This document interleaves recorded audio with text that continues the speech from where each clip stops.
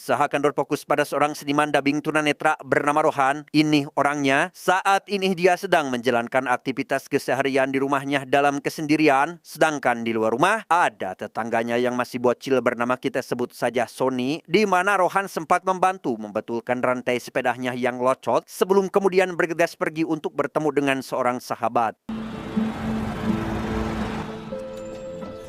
Dia bernama Jafar dan rupanya Rohan sengaja diminta datang untuk dipertemukan dengan seorang gadis cantik nan lugu bernama Supriya. Ini rarainya. Jafar yakin mereka sangat cocok dan memiliki keselarasan dalam banyak hal, terutama karena keduanya sama-sama merupakan penyandang tunanetra. उन्होंने मेरे बारे में कुछ बताया? इतना कि आपके अलावा किसी और के बारे में सोच ही नहीं सकती।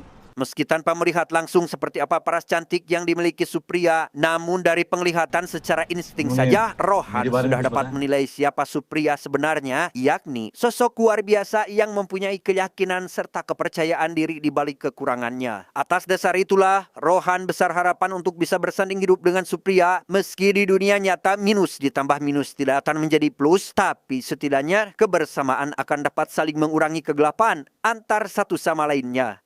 तुम्हें थोड़ा वक्त देना चाहता हूँ अपने बारे में, मेरे बारे में.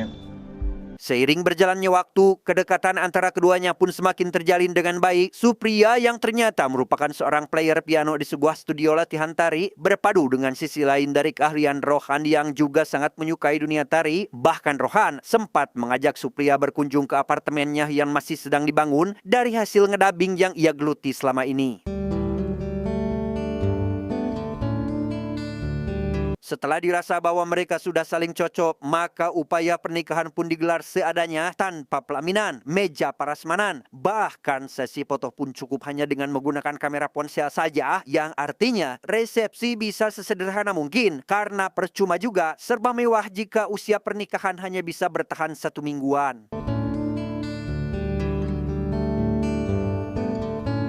Beralih ke tempat lain, di mana saya akan memperkenalkan Anda pada seorang pemuda bernama Wasim. Ini orangnya, demi memenuhi ajakan dari sahabat yang bernama Amit, Wasim sampai berani berbohong pada sang ayah bernama Misro yang selalu melarangnya untuk pergi. Bukan apa-apa, Misro sadar betul jika sikap mantangul anaknya semakin menjadi-jadi semenjak sering bergaul dengan si Amit ini. कल से दुकान पे आना है तुझे, कोई बहाना नहीं. अभी चलता हूँ ना आपको. Dan benar saja, dalam pengaruh minuman Homer yang diteguk sambil bermain kartu, Wasim mengakui bahwa memang dirinya sudah menjadi seorang bajingan. गर्मी बहुत होने वाली है. Keesokan harinya di dalam studio rekaman, Rohan tampak sedang mendubbing sebuah film kartun yang mana keahliannya dalam memerankan banyak karakter berikut suara yang berbeda-beda langsung mendapat acungan jempol dari sang produser yang menilainya sangat luar biasa. Fantastic. Okay. Amazing yaar. Rohan iseng menjahili Supriya dengan berpura-pura sedang bertemu dengan aktor legendaris Bollywood yakni Amitabh Bachchan, mengira bahwa yang sedang berbicara adalah si aktor beneran. Supriya bahkan sampai berekspektasi bahwa suatu saat ia juga akan mendapat telepon dari Amir Khan sang idolanya. अच्छा सुनो, आमिर खान आते हैं क्या तुम्हारे स्टूडियो में? Sepulangnya dari acara makan malam di luar, Rohan sampai di dekat rumahnya dengan menaiki bajai karena uang ongkosnya angsulaneun. Sang supir yang mengira Rohan seorang tunanetra biasa pun berniat untuk menipunya. Tanpa sadar, Rohan memiliki insting dan indera keenam yang sangat tajam, berbeda dengan para tunanetra pada umumnya. Sorry sir. वो क्या है सूर्य जी? ऑटो वाला थोड़ा. Hal itu pun terbukti saat Rohan mampu menebak kehadiran si Amit. Walaupun dari baunya saja, diam-diam ternyata si Amit ini tertarik dengan kecantikan Supriya. Yang ketika dia mulai bersikap seolah meremehkan kekurangan mereka, Rohan menjelma sebagai pelindung bagi siapapun yang coba-coba mengganggu keluarganya. Tadi pungkiri bahwa kejadian semalam membuat Rohan ingin segera membawa sang istri ke tempat yang aman. Namun apa mau dikata, mereka harus tetap tinggal di sana karena apartemen yang baru masih belum jadi. Sementara Rohan pergi ke studio untuk rekaman, Supriya sendiri terpaksa harus menunggu di rumah. Yang sepulangnya mengantarkan sayuran dari tetangganya, tiba-tiba Ternyata Amit dan Samin sudah lebih dahulu berada di dalam rumah. Entah apa yang terjadi selanjutnya. Yang jelas, betapa terkejutnya Rohan saat mendapati tubuh Supriya yang setengah bulucun serta tangan terikat dan mulut yang tersumpal, sekaligus pertanda bahwa ada pelaku curantil yang telah berani menggadabah pasangannya.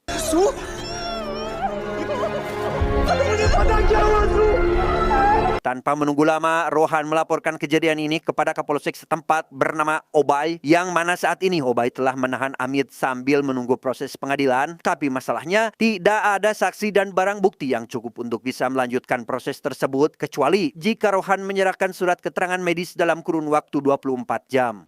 क्योंकि medical report के बेसिस पर ही हम उन्हें रिमांड में रख सकते हैं, नहीं तो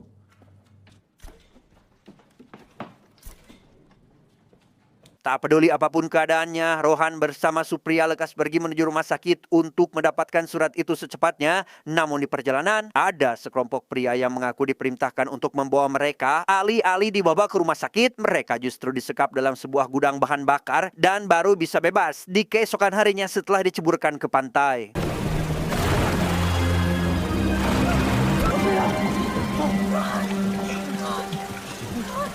Dengan fakta bahwa waktu sudah lewat dari 24 jam dan bekas kejadiannya pun terhapus oleh air laut, alhasil Rohan kembali ke kantor polisi dengan tangan hampa. Namun yang menarik adalah Wakapolsek yang bernama kita sebut saja si Samsul justru malah menganggap mereka telah bersekongkol dalam mengarang-arang laporan palsu.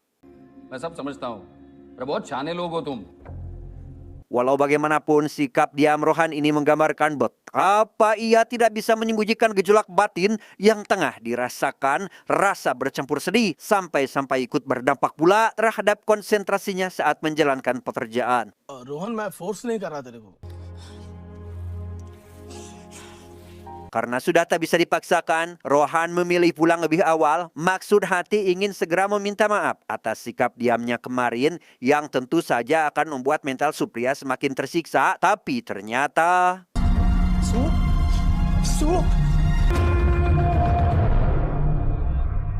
Selang beberapa saat setelah selesai mengkremasi mayat sang istri, Zafar yang selalu ikut menyertai Rohan pun berpamitan untuk pulang. Namun tak lama setelah kepulangannya, datang seorang politisi busuk bernama kita sebut saja Roy. Ini bebenguknya tidak lain dan tidak bukan. Roy adalah kakak kandung si Amit yang telah membuatnya bebas dari tuduhan. Bagaimana tidak? Ternyata Kapolsek Obay yang jadi tim penyidik kasus ini berada di bawah kendalinya. Police भी अपनी चुड़ा लिया है अमित को. Sejenak, Rohan teringat akan sesuatu hal saat dia pulang kerja kemarin, yakni 2 jam tangan dan 1 kertas yang terlipat di bawahnya. Untuk mengetahui kertas apakah pirangan, Rohan langsung bergegas mencarinya saat itu juga.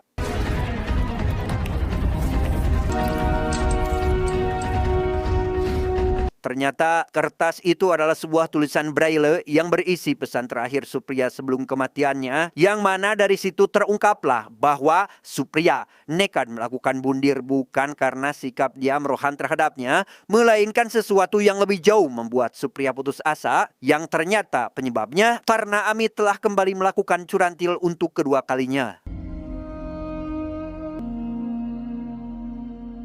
Di hadapan Jafar yang datang sambil menyerahkan abu jenazah Supriya, Rohan menyatakan jika dia baru akan merasa baik-baik saja bila mana ia sudah tuntas melakukan balas dendam terhadap semua orang yang bertanggung jawab atas kematian sang istri. आग से विदा कर दिया. पानी को भी रुकना होगा.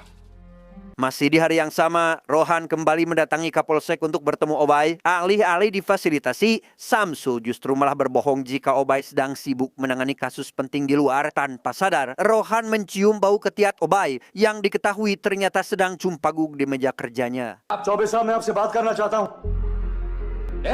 Dengan dalih tidak ada saksi dan alat bukti yang cukup, Obay lagi dan lagi menolak untuk menindaklanjuti kasus yang Rohan laporkan. Namun setelah mengetahui jika Amit telah melakukan hal yang sama terhadap Supriya, Obay pun jadi berpikir 2 kali. Apalagi saat mendengar Rohan berjanji tidak akan berhenti berjuang demi mencari keadilan dengan cara dia sendiri. का मुंह खुला रहेगा सर, पर आप कुछ बोल नहीं पाए.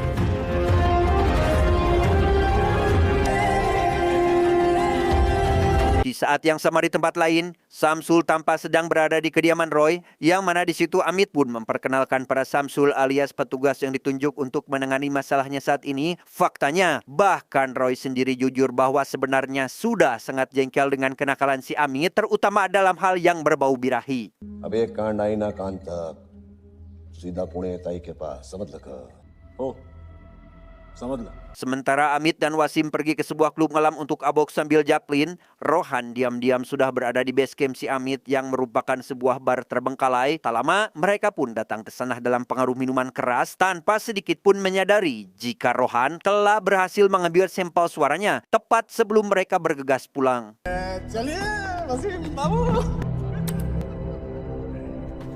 Tak hanya sampai di situ, Rohan juga menyempatkan datang ke sebuah acara yang di mana Roy tengah menabur janji lewat pidato politiknya, sehingga Rohan bisa dengan mudah mempelajari karakter suara dari kedua orang yang sedang menjadi targetnya ini.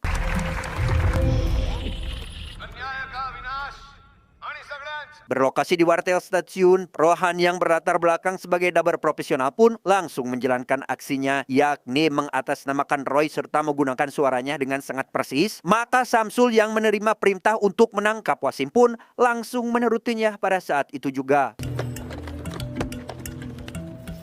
सलाम साहब Selang beberapa saat kemudian, kita pun akan dibawa pada adik perempuan Wasim yang bernama Lubna. Ini orangnya merasa risih dengan telepon jorang dari Rohan yang diyakini sebagai Amit. Lubna lekas menyerahkan teleponnya pada Misro ayahnya yang seketika mengancam akan menghabisi Amit secepatnya dan...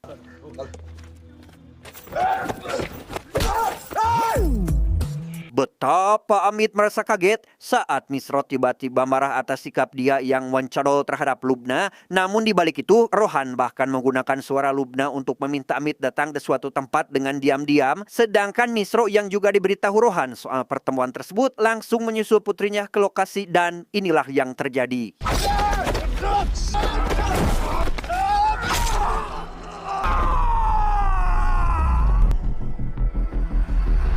Sejauh ini, strategi cerdas yang Rohan lakukan berjalan dengan mulus. Meski hanya bergerak sendirian serta dengan keterbatasan indera penglihatan, Rohan pergi ke sebuah toko material untuk mengumpulkan berbagai peralatan karena setelah ini masih ada pertunjukan besar yang telah ia persiapkan.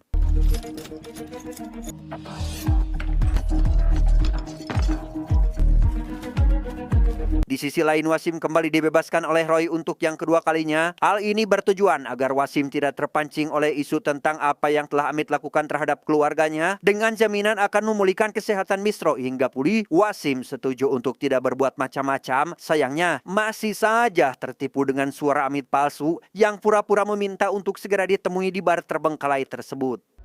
कहाँ मिलेगा Setibanya di sana, Wasim sempat mempertanyakan alasan kenapa Amit mengkhianati persahabatan mereka dengan melakukan semua itu. Hingga akhirnya Wasim pun sadar bahwa yang diajak berbicara adalah Rohan yang sengaja mengundangnya datang untuk melakukan balas dendam.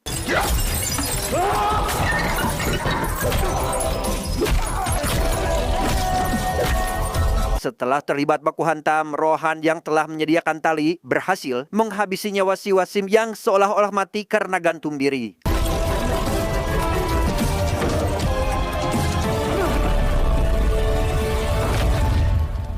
Mengendus kejadian tersebut, Obay, Samsul, termasuk beberapa petugas kepolisian datang ke lokasi. Meski sepintas terlihat Wasim tewas karena bundir, namun dengan ditemukannya sapu tangan bertulis AS, maka Obay pun berasumsi bahwa Amit terlibat di balik kematian sahabat dekatnya ini. Nalawade दोस्ती जितनी गहरी होती है दुश्मनी भी उतनी ही गहरी होती है Singkat cerita, upacara pemakaman mayat Wasim pun selesai dilakukan. Melihat Rohan dan Zafar tengah beranjak pulang dari sana, Obay yang kemudian menaruh rasa curiga kepada Rohan pun lekas menemui dia di rumahnya. Namun karena belum memiliki bukti, maka Obay pun tidak bisa menuduhnya begitu saja. Sir आप इन्वेस्टिगेट करने क्या आए हैं सर अमित का रुमाल वसीम के मुंह में डालकर तुमने पुलिस को गुमराह करने की कोशिश की Masih di wartel stasiun yang sama, Rohan kembali melanjutkan misinya dengan menghubungi si Amit. Yakin jika suara di balik telepon ini adalah Samsul yang berjanji akan memberi bocoran tentang pembunuhan Wasim, Amit bergegas menuju gudang bahan bakar tadi untuk bertemu dengan Samsul secara langsung. Tetapi...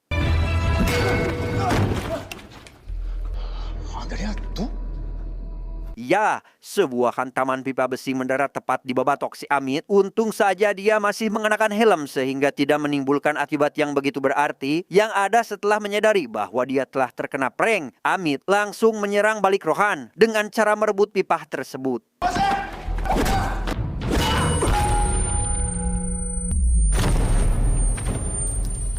Sementara Rohan tergeletak dan hampir tidak sadarkan diri, Amit tak berhenti ngocoblak dengan narasi menyepelekan kemampuan Rohan yang menurutnya tidak seberapa. Tanpa sadar, Rohan diam bukan berarti menyerah, melainkan sedang mengumpulkan lagi energi dan lelemutannya.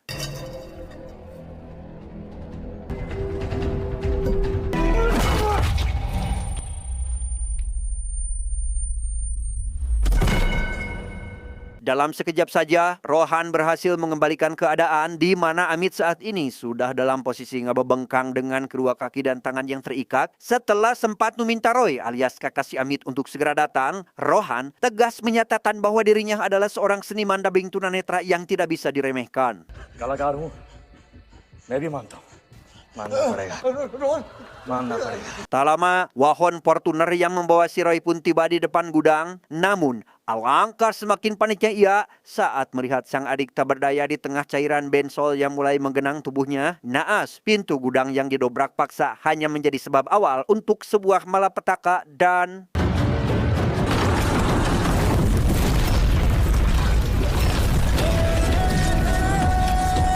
Saat pagi menjelang siang, Roy masih berada di lokasi dan sempat mendesak Obay agar segera menemukan pelakunya. Yang mana dalam hal ini, bahkan Obay sendiri sudah sangat mencurigai Rohan, tapi hingga kini masih kesulitan untuk membuktikannya.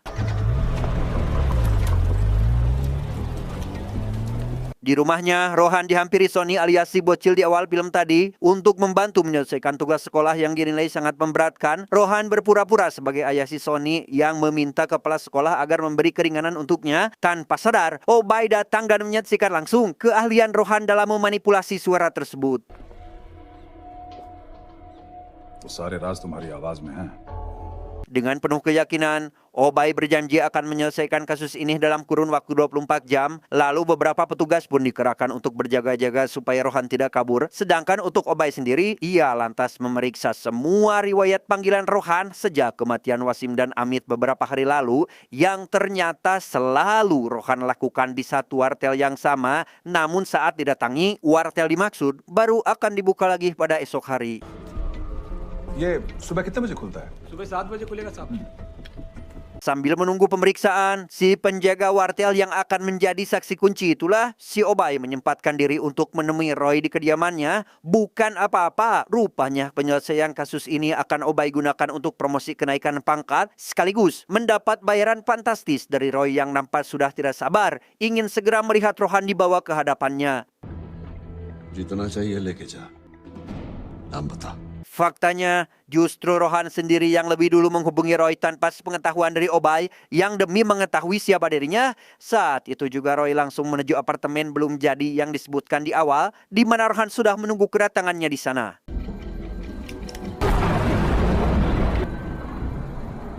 Dengan hanya disertai seorang pengawal saja, Roy sampai di lantai apartemen yang telah ditentukan. Paham akan maksud kedatangan Roy ke sana, Rohan tidak sekonyong-konyong memperlihatkan dirinya, kecuali pada satu momentum yang sudah ia perhitungkan. Dan si ajudan langsung mengejar untuk menghabisinya, padahal...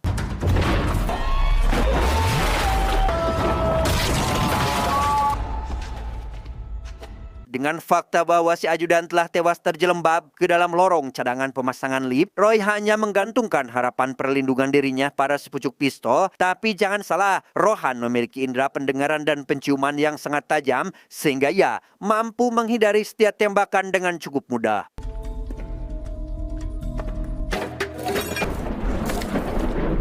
Berbeda dengan dua target sebelumnya, pengalaman membuat Roy bisa bertahan sedikit lebih lama dari mereka. Bahkan ia sempat membuat Rohan mati langkah di balik todongan pistolnya. Hanya saja, Roy yang ingin mendapat sensasi kepuasan malah memilih untuk menyiksanya terlebih dahulu.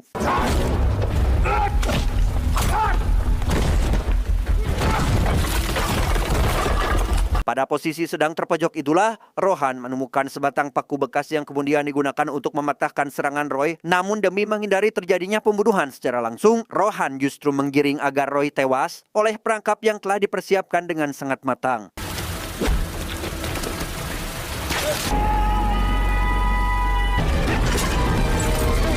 ये मर्डर है पर लगेगा खुदकुशी।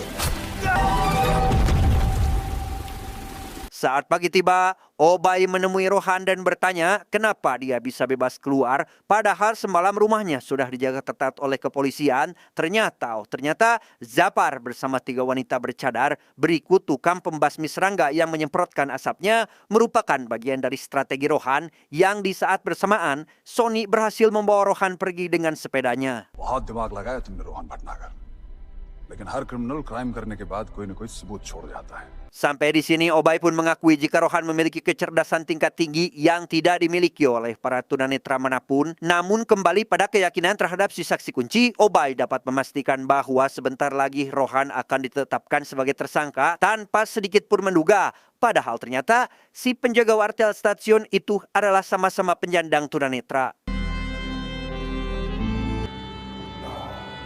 Ringkas cerita, selama kejahatan Rohan tidak bisa dibuktikan, maka selama itu pula Obay tidak akan punya wewenang untuk memenjarakannya. Alhasil, Rohan bisa merasakan kembali ketenangan meski kebersamaan dengan sang istri hanya tinggal kenangan.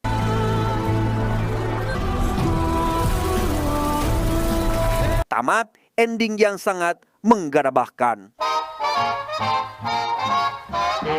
Pesan yang bisa kita ambil dari film ini adalah jangan pernah meremehkan seseorang karena kekurangannya. Saya John mewakili jajaran direksi IQ7 yang bertugas mengucapkan terima kasih dan sampai jumpa di video selanjutnya. Adios.